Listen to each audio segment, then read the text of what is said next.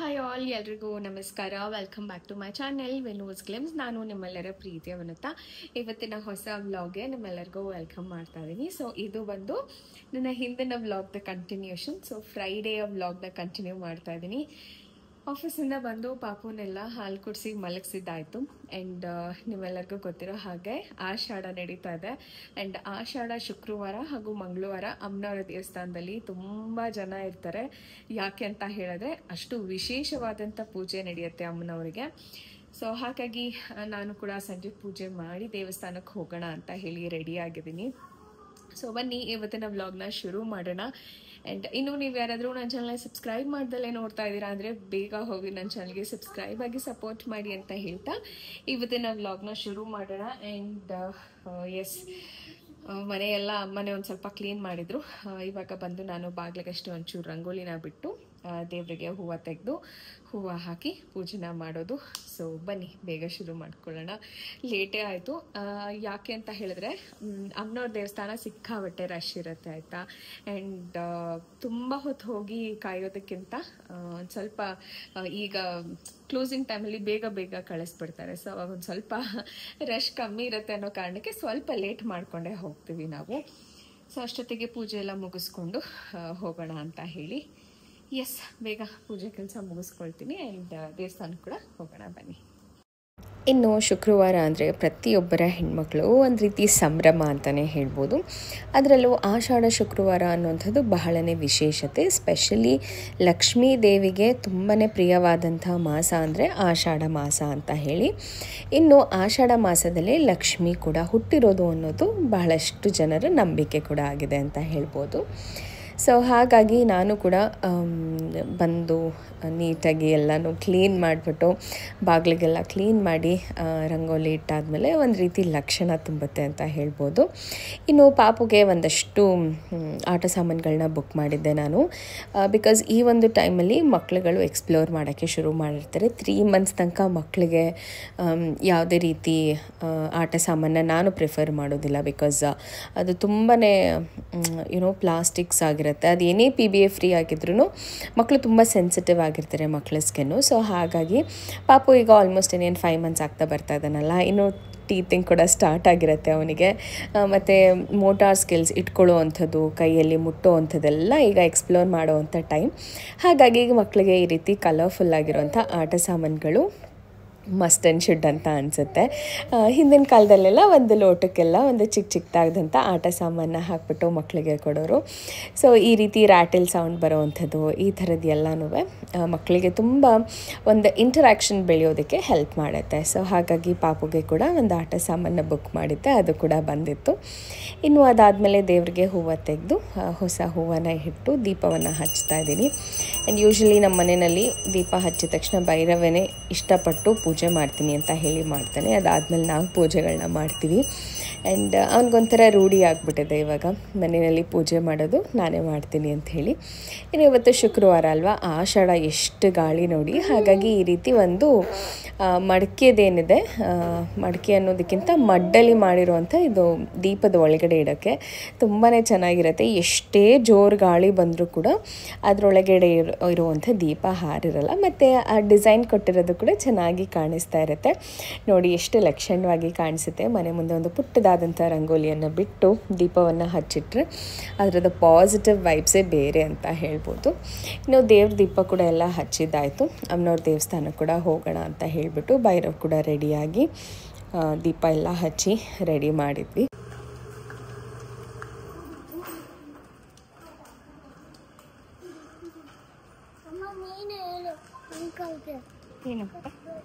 ನೀನೇ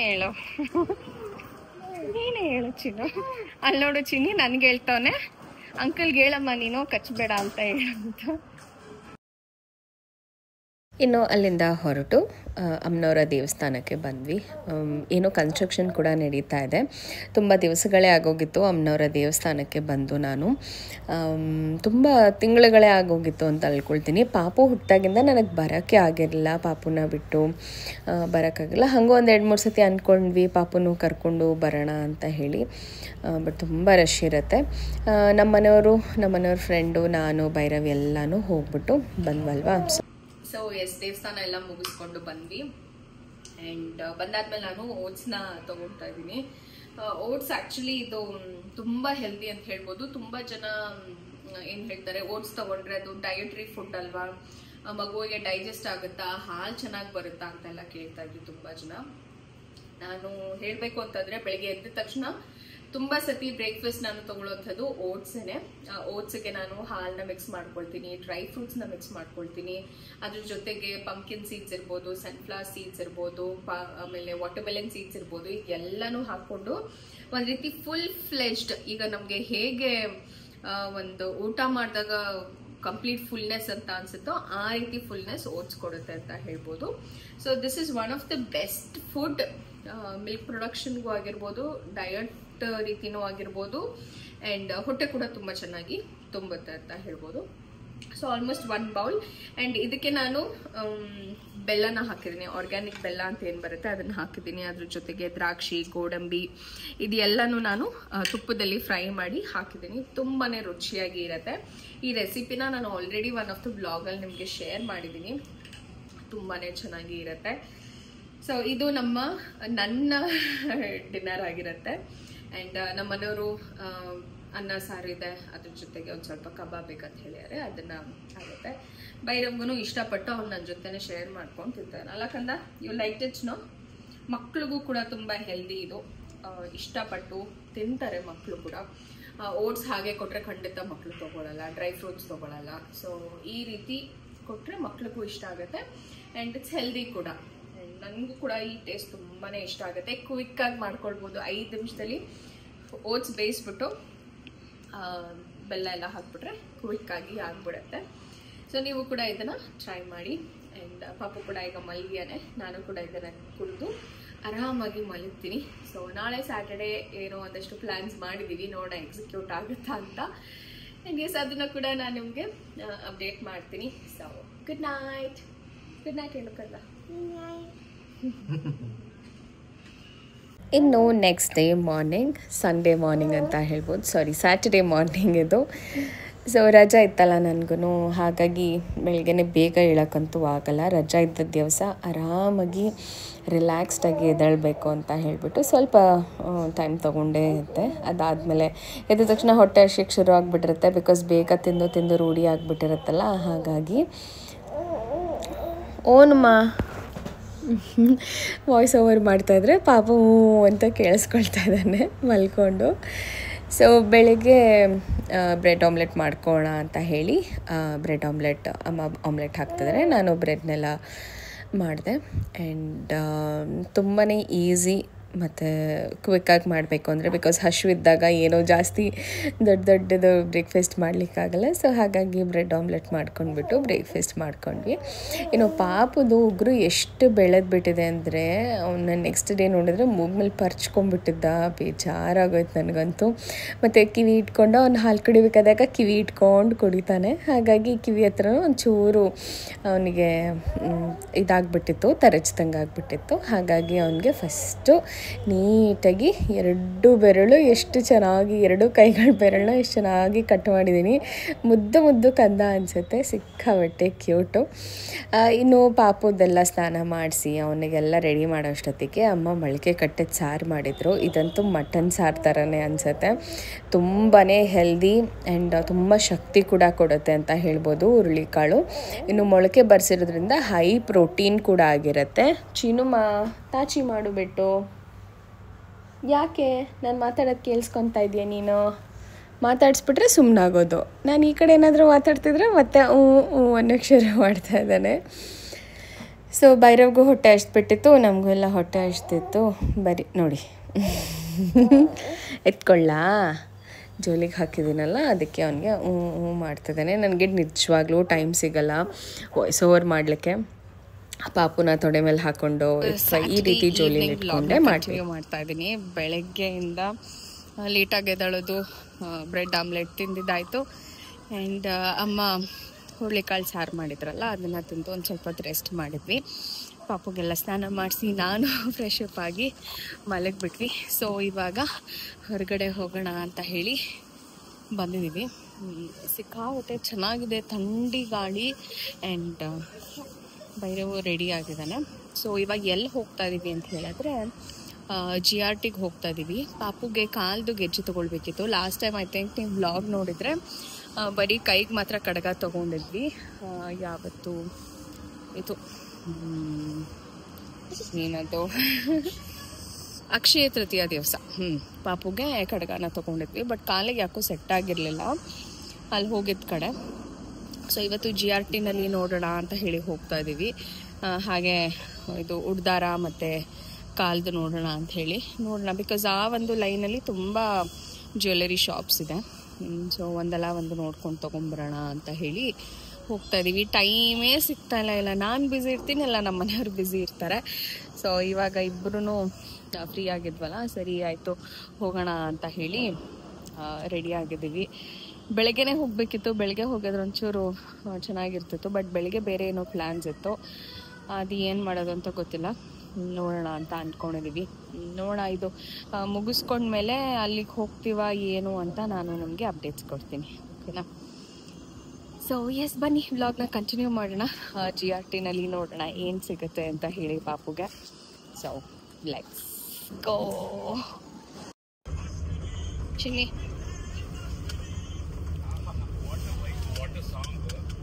ಮನೇಲಿ ಮಲ್ಕೊಂಡು ರೆಸ್ಟ್ ಮಾಡು ಅಂದರೆ ಬಂದ್ಬಿಡ್ತೀಯ ಅಲ್ವಾ?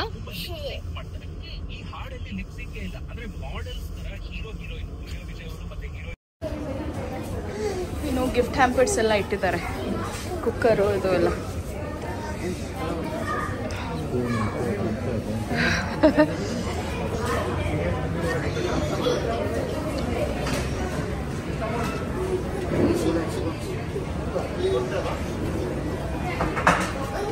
ಚಲೋ ಗೆಟ್ ಇನ್.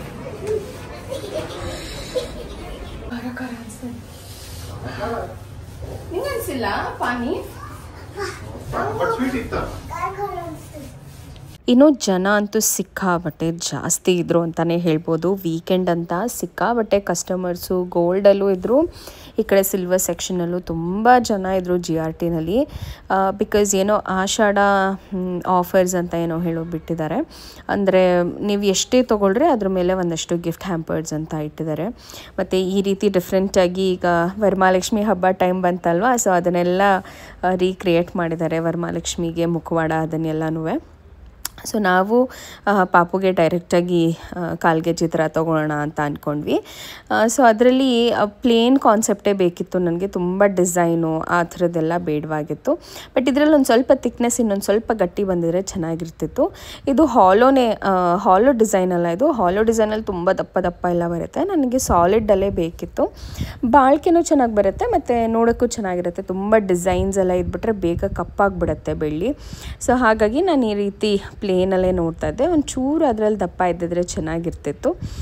ಬಟ್ ಸ್ಟಿಲ್ ಇದು ಕೂಡ 40 ಗ್ರಾಮ್ಸ್ ಏನೋ ಇದೆ. 40 ಗ್ರಾಮ್ಸ್ ಆದ್ರೂ ಒಂದು ಸ್ವಲ್ಪ ಥಿಕ್ನೆಸ್, ಅಂದರೆ ಹಾಲೋ ಡಿಸೈನ್ ಇಲ್ವಲ್ಲ, ಗಟ್ಟಿ ಡಿಸೈನ್ ಇರೋದ್ರಿಂದ ಅದು ಸ್ವಲ್ಪ ಸಣ್ಣ ಅಂತಲೇ ಅನಿಸುತ್ತೆ.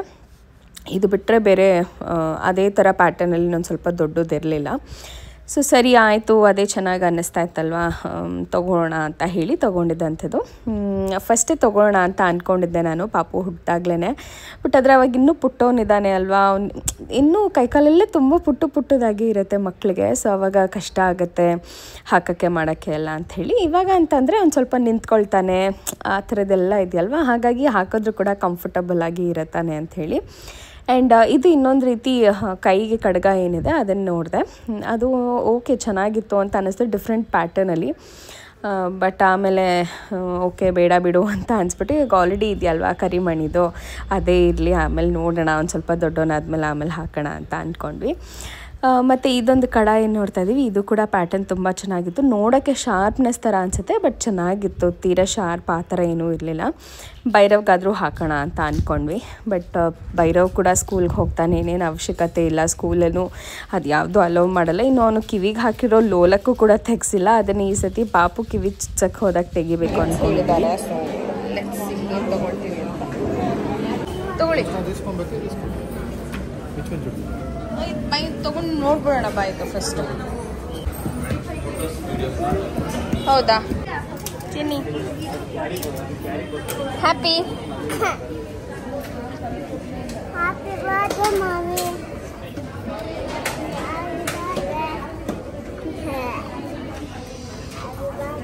ನಾವು ಫೈನಲಿ ತೊಗೊಂಡ್ವಿ, ಅದಕ್ಕೆ ಗಿಫ್ಟ್ ಹ್ಯಾಂಪರ್ ಕೂಡ ಆಯಿತು. ಸೊ ಹಾಗಾಗಿ ಒಂದು ಪ್ಯಾನ್ ಕೂಡ ಆಯಿತು, ಒಂದು ಕಾಲಿಗೆ ಕಡಗ, ಅದ್ರ ಜೊತೆಗೆ ಬೆಳ್ಳಿ ಉಡ್ದಾರ, ಇದೆರಡು ಪಾಪುಗೆ ತೊಗೊಂಡ್ವಿ. ಖುಷಿ ಆಯಿತು. ಅಲ್ಲಿಂದ ಹೊರಟು ನಾವು ಕಾರ್ ಶೋರೂಮಿಗೆ ಬಂದಿದ್ದೀವಿ. ಭೈರವ್ ಒಂದೇ ಹಠ, ಬೇರೆ ಕಾರ್ ತೊಗೊಳ್ಳೋಣ ಅಂತ. ಸೊ ಅದಕ್ಕೆ ಹೊಂಡಾ ಶೋರೂಮಿಗೆ ಬಂದಿದ್ದೀವಿ ಈಗ. ಸೊ ಲೆಟ್ಸ್ ಸಿ, ಏನೂ ಪ್ಲ್ಯಾನ್ಸ್ ಇಲ್ಲ, ಸುಮ್ಮನೆ ಹಾಗೆ ಬ್ಲೈಂಡಾಗಿ ಭೈರವ್ಗೆ ತೋರ್ಸೋಕ್ಕೆ. ನೋಡಿ ಅವನೆಷ್ಟೇ Bhairav. Yes, it's Shahrukh Khan.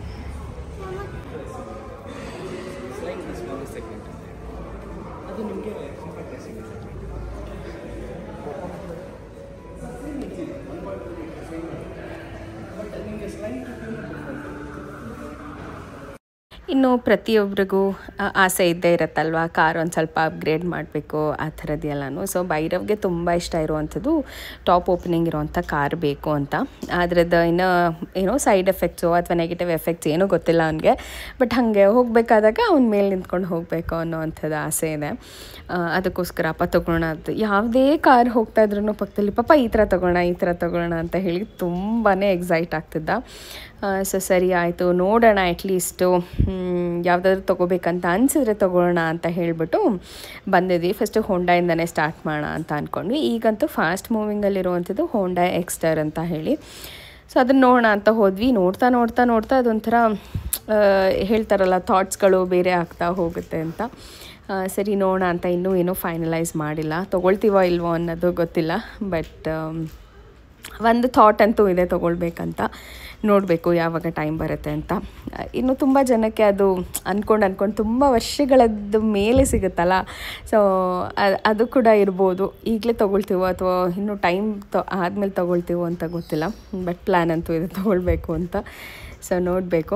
And ನಮ್ಮ ಮನೆಯವರು ನೋಡ್ತಾಯಿದ್ರು ಬೇರೆ ಬೇರೆ ವೇರಿಯಂಟ್ಸು, ಕ್ರೆಟಾ ಇರ್ಬೋದು, ವೆನ್ಯೂ ಇರ್ಬೋದು. ಸೊ ಈ ಥರನೇ ತೊಗೊಳ್ಬೇಕು ಅಂತ. ಆ್ಯಂಡ್ ಇಬ್ರಿಗೂ ಆಗೋ ಥರ ತೊಗೊಳ್ಳೋಣ ಅನ್ನೋವಂಥದ್ದು ಪ್ಲ್ಯಾನ್ ಇದೆ. ಬಿಕಾಸ್ ಅವರು ಓಡಿಸ್ಬೇಕು, ನಾನು ಓಡಿಸ್ಬೇಕು ಅನ್ನೋ ಕಾನ್ಸೆಪ್ಟಲ್ಲೇ ಆಟೋಮೆಟಿಕ್ ತೊಗೊಳ್ಳೋಣ ಅಂತಲೇ ನೋಡ್ತಾ ಇದ್ದೀವಿ. ಸೊ ದ್ಯಾಟ್ ಒಬ್ಬರ ಮೇಲೆ ತುಂಬ ಬರ್ಡನ್ ಆಗೋಲ್ಲ. ಮತ್ತು ಏನಾದರೂ ಎಮರ್ಜೆನ್ಸಿ ಅಂತ ಅಂದರೆ ಇಬ್ಬರು ಓಡಿಸೋ ಥರ ಇರಬೇಕು ಅಂತ ಹೇಳಿ ಹಾಗಾಗಿ ಆಟೋಮೆಟಿಕ್ ನೋಡ್ತಾ ಇದ್ದೀವಿ.